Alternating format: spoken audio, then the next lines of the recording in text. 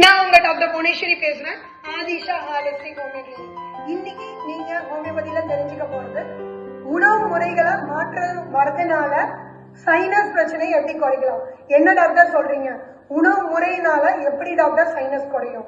கண்டிப்பா குறையுங்க. உணவு முறையினால எதிர்ப்பு சக்தி அதிகரிக்கும் போது ஆட்டோமேட்டிக்கா நம்மளோட உடம்பு எந்த நோயும் சீக்கிரம் எதிர்க்கிற தன்மை ஏற்படும்.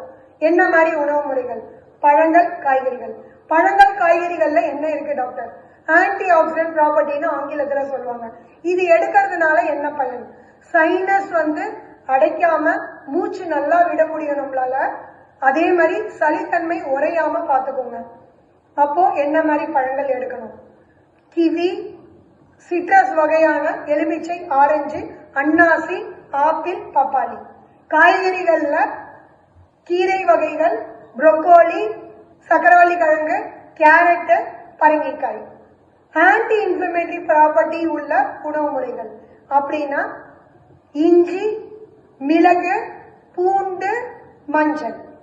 இது இல்லாம ஒமேகா ஃபேட்டி ஆசிட் உள்ள உணவு முறைகள், அவகாடோ, மீன் வகைகள், பன்னா மீன், சர்தீன் மீன், சால்மன் மீன்.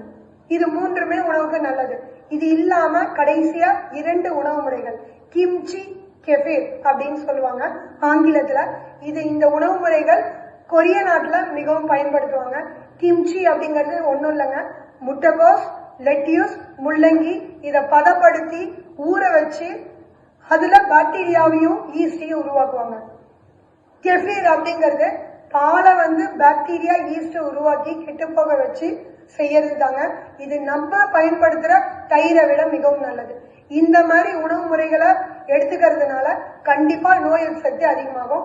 இது மாதிரி தகவல்களை தெரிஞ்சுக்கிறதுக்கு தொடர்ந்து என்னோட யூடியூப் சேனல், இன்ஸ்டாகிராம் பேஜை ஃபாலோ பண்ணுங்க. ஹோமியோபதி இதுக்கு சிறந்த தீர்வை கொடுக்கும்.